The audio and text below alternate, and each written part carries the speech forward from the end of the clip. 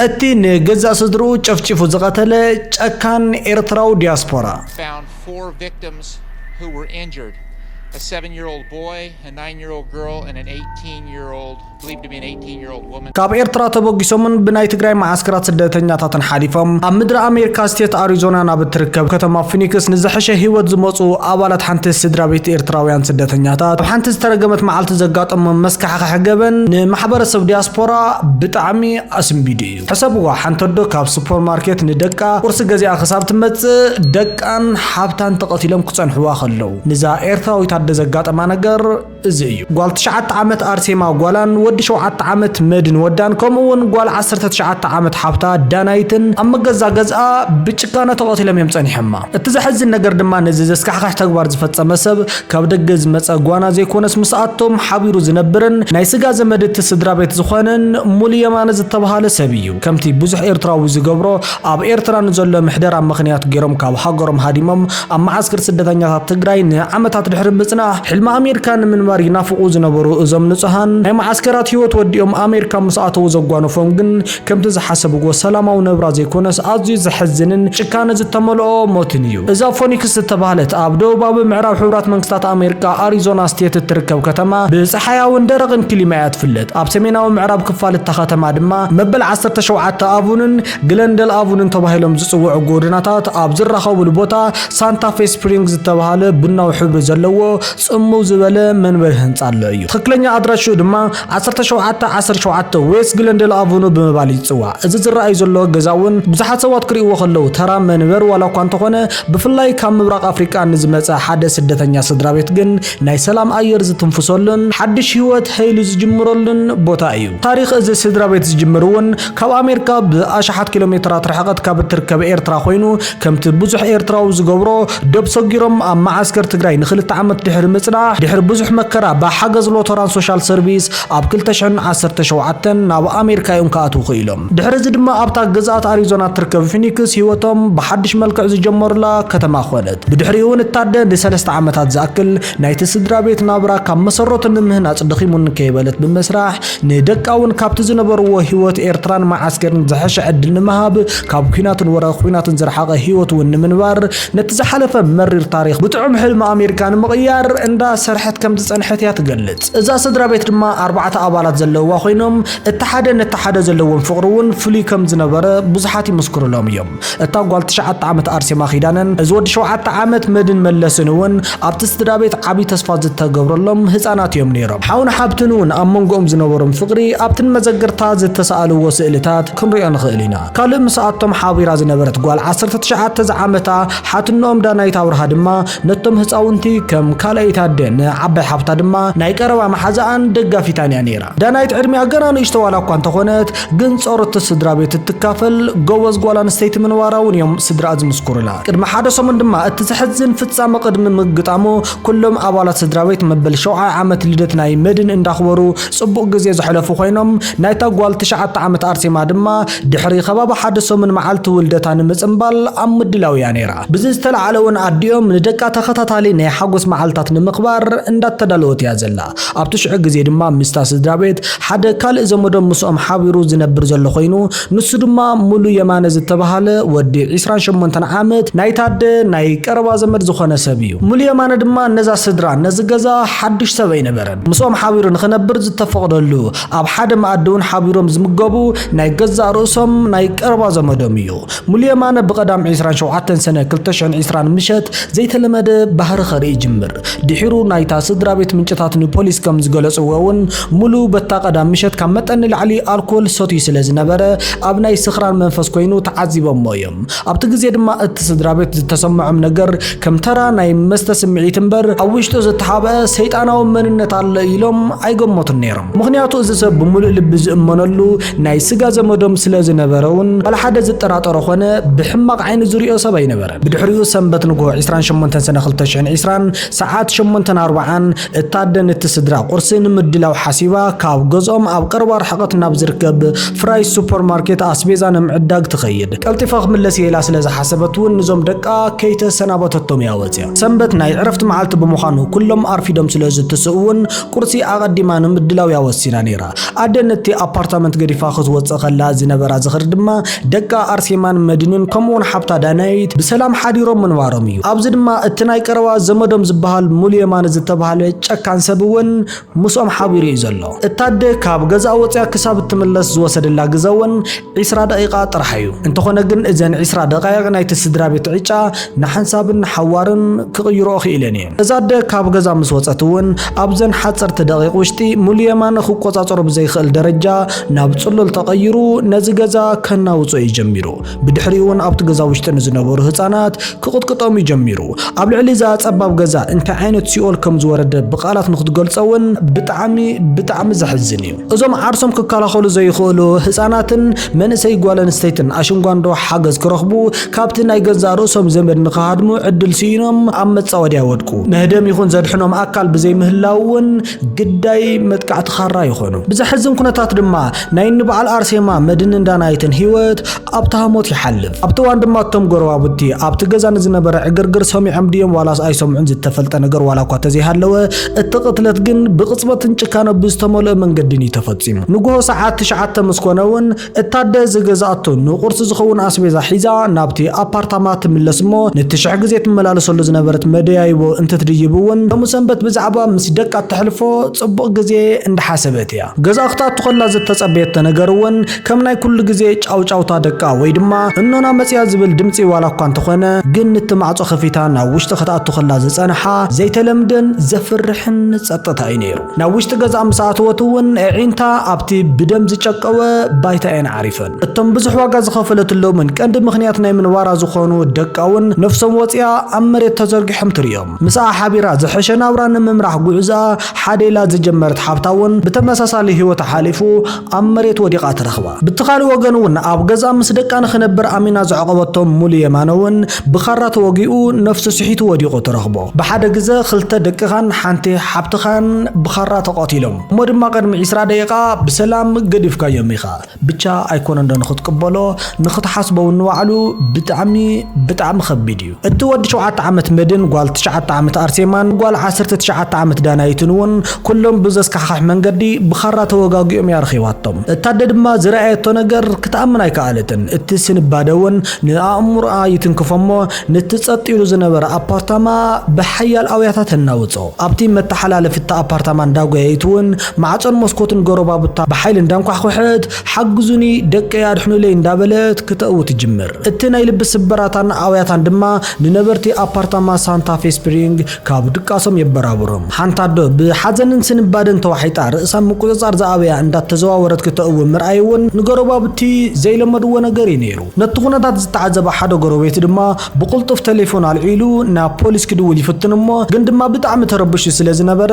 ናብ 911 ኦፕሬተራት ዘመሓላለፎ መልእኽቲ እውን ግልጽ ዘይኮነ ግን ከዓ ዘፍርሕ ነገር ከም ዘሎ ይሓቢሩሎም ርግፀኛ ኮይኑ ክዛረብ ዋላ እኳ ተዘይከኣልኩ ግን ሰብ ብኻራ ዝተወግአ ይመስለኒ ብምባል እውን ይነግሮም እዚ ጻውዒት ድማ ኣብ ታሪክ ከተማ ፊኒክስ ካብቶም ኣዝዮም ዘሕዝኑን ዘስካሕኩሑን ፍጻመታት እተሓደ እዩ ጎረቤት ናብ 911 ካብ ዝድውል ደቂቃ ብዘይመልአሉ ግዜ ድማ ፖሊስ ፊኒክስን ሰራሕተኛታት ህጹጽ ሓደጋን ነቲ ቦታ ይመልእዎ እሞ ድምፂ ሳይረን እውን ነቲ ናይ ንጉሆ ጸጥታ ክሕምሶ ይጅምር ኣብ 1717 ዌስት ግሌሪል ኣቨኑ ዝርከብ መንበረ ኣፓርታማ ሳንታ ፌ ስፕሪንግ እውን ብቅጽበት ናብ ናይ ገበን መርመራ ቦታ ይቕየር ፖሊስ እውን መኪኖም ደው ኣቢሎም ብረቶም ሒዞም ናብቲ ኣፓርታማ ከኣቱ ይጅምሩ ንበር እቲ ገዛ ድማ ነቲ ዝተፈጥረ ነገር ሪኣ ምእማን ሲና ብስንባደ ተእው ዘላደን ዝተረበሹ ጎረባብትን ከዊዎም ይረኽብዎ እቲ ኩነታት እውን ካብ መጀመርታ ኣዝዩ ዘፍርሕን ወጥሪ ዝተመልኦን ነይሩ ፖሊስ ነቲ መደያይቦ ደይቦም ናብቲ ኣፓርታማ ከኣቱ ከለው ዝረኣይዎ ነገር እውን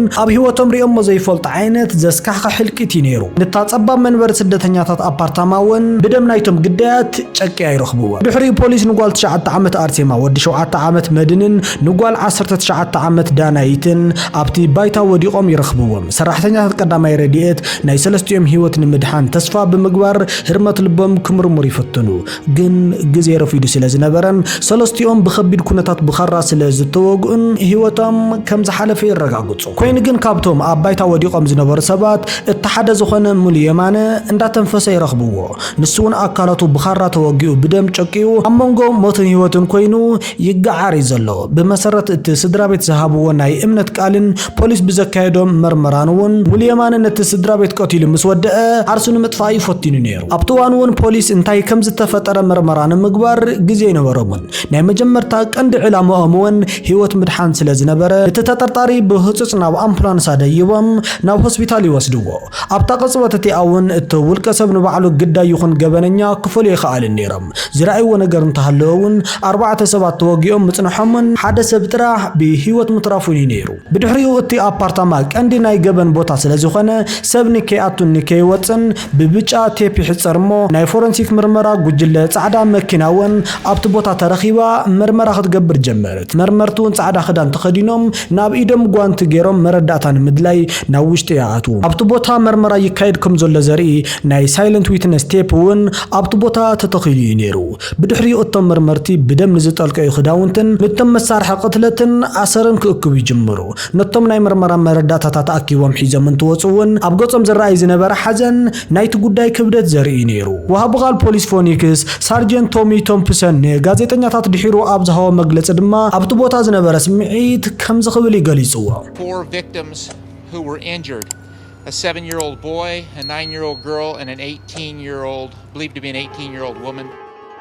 كم تتقمتوا أب كم زعانت نهيزانات رئيس زلوا بوتا مركب نقدم رادية سرحتنيا تاتنان نبوليساتنان نناي خصوص حدقة سرحتنيا تاتنان أزيو كبير سمعت زفتريو بفلاي هزانات قداي كون كلو التحزن زيادة كبير زجورة بمباليو موت مدن أرسيمان دانايتن معرخن داي لبم كم زتنكفو نمجلات فتينو أبزوان دم تاد بموت دك عن حبتان حزن تجبطان سينا يازلا مغنياتو كل نجارة سينا زلا أبالات محاور السب دياسبورا إيرتراز أزمادن فتوتن ون نعان خرجاجون نخدقفون تأكيوم ببحر اندامتو بوليس بزحاتر وبجا سايلنت ويتنس زوريا خوينهم اندابخي يمزلو مجمرتاون نزجبن مني فتسم وزبل قداي كل سب كزراربلن حتى خوينن ولا كوانت تنحى قندما بزح كي تنحى حدا زسم بالحق يوت أولاد صدرا قدايات نو بوليس ميديان كمز جلس وون إذا تجوار كابدق بزمت الزرافي وي بسلا إذا تفتسم زي كونس اتقتلون أب هوسبيتال أمونجو هيوت موتن زركب التناي جزارو سوم زمدن مسوم زنبر زنبرن مليمان كم زفتسمو ينقر إذا حاولت هذا ما نزز التعكب سب كله زسمبر زينا عينيرو سلاي كاو كروانبر كاب رحوق أي مسكانيو كم تزبهالون مسوم يبلعني ستن كاب زنبرن أي كروا زمدم زي تصبي ونقر سلزقات أمم نتحزن زيادة نخبر تعجير ويو التزينا ونزنا حزن بخيات ناب حرقان مرير تعسان نخير جير ويو صحينا معرب وجن كتب المسبلة دما نايمدن أرسيمان دانايتن ريسا ببحد كوتس يجمر الطردون أبتغوا بزنبر السبن كلون بقاويات فانوه أبتساعات دما اتقان تترطاري ببوليس حالوا أبز قبر اللو حاد خفلو وشتي حكمنو اندات تغطات لخوينو حج كل سبز صبيزلو حدن نقرنيو نسو دما فتحي أبتغتلت زتفتصم لسومن زنور معالتاتون نمحاورسو دياسبورا إيرتراويان فينيكس قليلا ينبرن مالتون كتصاورون أبزي خلو كبير حزن أتيوميو مليمان نتجزأ صدرو مسجفجفاون بدحريو هيوتن مدفع أبنوسو بخارا كبير قودات كم زبزحة بوليس بمرمرة زرقاقص مرتعتها تتقيمو أما دمدم طوالا كوان تبزحة ببيت فردقن جنا قبنن مخانو أي ترقاقص انزلو ويدما أي تفردل انزلو كابتزبطحو قودات نخحاون أو هوسبيتال نحادثو من زاكل حكمنا خجبر اللي سنة أبتو جزون أبتو هوسبيتال كابزلو تحكم تتفليو بحيل تتصطتا 24 ساعات كتتل زجبر اللي زنبر خوينو أبالات بوليس فينيكسون كابتنا هوسبيتال كفلي أفدق كيتن كساقسو التطرطار نخيم ملتن كابسوم ما يحكمنا وصاي كال سب نكياتن يقوصاصور نيرميوم كاب 28 سنة كساب شو حتى حمله 20 أبزنبر حتى معلتاتون مرمرتنا يتخص مزجب اندادالو زصنحو خوينهم بدحري دما أخل مرتع بمكاب زول كذا بقتلت 3 سبات حتى مخانة زرقاقز أخل مخنيات مالتون probable case رخيبهم كسن مسرات مدلاهم يودو التقن تترطارون مليامانه أب هوسبيتال دكيسو أب زنبر الأوان حقي بتزفت سما جملك عقب قطعة نخوها بوزي سب بزحي زلو بدحري دما مليامانه كاب هوسبيتال زوت الله بتحد ما أنا مجمر تسقمتا تسقم لا معلتي شوعات حملة كلتشن 20 سولس بتصحت دوكاتورون قب حكمنا رخيبو كاب تزبط حق قدات كم زحوا ሓወን ካብ ሆስፒታል ክወጽእ ከም ዝኽእልን ምስ ረጋገጹ ፖሊስ ፊኒክስ ካብቲ ሆስፒታል ኣዳው ብካቴና ኣሲሮም ናብ ቤት ማእሰርቲ ማሪኮፓ ካውንቲ ወስድዎ እዚ ድማ እቶም ብግፍዒ ዝተቆትሉ ንጹሃን ፍትሒ ዝረኽብሉ ዕድል ዝኸፍት እዩ ዝኸውን ንጽባሒቱ ኣብ ዝነበረ ናይ ቤት ፍርዲ ውዕሎ ዝቐረበ ክስ እውን ቀሊል ኣይነበረን ኣብቶም ናይ ስጋ ኣዝማዱ ንነብሶም ክከላኸሉ ኣብ ዘይኽእሉን ህፃናት ብዝፈጸሞ ጨካን ተግባር ምኽንያት ሰለስተ ናይ ቀዳማይ ደረጃ ቅትለታት ክስታት እዮም ተመስሪቶምሉ እቲ ዳኛ እውን ነቲ ገበን ኣቕሊሉ ይረኣዩን ናይ ዋሕስ መሰሉ እውን ኣዝዩ ብምድራት ኣብ ደገ ኮይኑ ፍርዱ ንምክትታል $3 ሚልዮን ከትሕዝ ከም ዘለዎ ቤት ፍርዲ ይውስን ነዚ ናይ ዋሕስ ገንዘብ መጠን ንምኽፋል ድማ ኣይኮነን ዶ ንዕኡ ምስ ዘመዱ ተጸጊዑ ዝነብር ዝነበረ ሰብ ንተወላዲ ኣሜሪካውን ዘይሕሰብ ብምዃኑ ሙልየማን ናይ መወዳእታ ናይ ፍርዲ መስርሕ ብሓጺን ኣብ ዝተሓጸረት ክፍሊ ኮይኑ ንኽጽበይ ይግደድ ድሕሪዚ ብዛዕባ መስርሕ ፍርዲ የማነ ይኹን ናይ መወዳእታ ውሳነ ቅጽዓቱ ድማ ክሳብ ሕጂ ብወግዕ ዝተገልጸ ነገር የለን ብተወሳኺ ናይቶም ግዳያት ስድራቤትን ማሕበረሰብ ኤርትራውያን ዲያስፖራን እውን ሓዘኖም ኣዝዩ ዓሚቕ ዝነበረ ኮይኑ ኣብ ከባቢ ፊኒክስ ካብ ዝነበሩ ካብ 1000 ክሳብ 2000 ዝበጽሑ ኤርትራውያን እውን ኣብ ጎኒ እታ ኩሉ ነገራት ዝሰኣነታት ደው ብምባል ደገፎም መሪኦም እዮም አቡነ ዘበሰማያት Priest Jonas of St. Michael's Eritrean Orthodox Church. ኣብቲ ግዜ እታደ ናይ ቀብሪ ስነ ስርዓትን ምፍጻም ዓቕሚ ስለ ዝሰኣነት እውን እቲ ማሕበረሰብ ዲያስፖራ ብቁልጡፍ ተንቀሳቒሱ እዩ ሩት በላይ ዝተባሃለት ኣባል እቲ ኮሚቴ እውን ንወጻእታት ቀብሪ ዝኸውን ናይ ገንዘብ ምትእኽኻብ ወፍሪ ጎፈንድሚ ዘዳለወት ኮይና ብሰንክቲ ልቢ ዝትንክፍ ኩነታት እውን ካብ ፊኒክስ ክሳብ መላእ ዓለም ዝርከቡ ኤርትራውያንን ካልኦት ፈተውትን ልዕሊ 1700 ሰባት ናይ ገንዘብ ሓገዝ ገይሮምላ እዮም እቲ ሽቶ ዝነበረ መጠን ገንዘብ ድማ $70,000 ዋላ እኳ እንተነበረ ግን ድማ ናብ $117,117 በቲ ወፍሪ ብምእካብ ኩሉ ሰብ ኣብ ጎና ምዃኑ ንምግላጽ ፈቲኑ እዩ ኩሉ ሰብ እውን ኣብ ጎና ብምዃን ብገንዘብን ብሞራልን ንኽሕግዛ ዋላ እኳ እንተፈተነ ግን ህይወት ደቃን ሓፍታን ንዘይምለስ ሓሊፉ እዩ ሙልየማነ ኣብ ዝዋን ኣብ ቤት ፍርዲ ዝርከብ ኮይኑ መስርሕ ፍርዲ ዝደንጎየሉ ምኽንያት ድማ ከምዚ ዝበሉ ከበድቲ ጉዳያት ወግዓዊ ፍርዲ ናይ ይቕሬታ ውዕላት ከምኡውን ፍርዲ ድሕርቲ ናይ መጀመርታ ማእሰርቲ ብዙሕ ኣዋርሕ ወይ እውን ዓመታት ክወስድ ስለ ዝኽእል እዩ ብዝኾነ ካብዚ ቪድዮ ብዙሕ ነገር ከም ዝተማሃርኩምሉ ተስፋ ይገብር ሓደ ግዜ ጸላኢ ካብ ቀረባ እምበር ካብ ርሑቕ ኣይመጽን እዩ ዝበሃል እውን ንኸምዚ ወዲ ከምዚ እዩ ሓደ ካብ ደገ ዝመጸ ዘመድ ይኹን ካልእ ናይ ቀረባ መሓዛ ብዘየገድስ ምሳኻ ንኽነብር ፈቒድካሉ ግን ድማ ደስ ዘይብሉ ነገራት እንዳረኣኻሉ ክሳብ ዘጥፈአካ ምጽባይ እውን ግርህነት እዩ እሞ ጥንቅቕ እንዳበልና ዳ ኣብ ቀጻሊ ብኻሊእ ቪድዮ ንራኸብ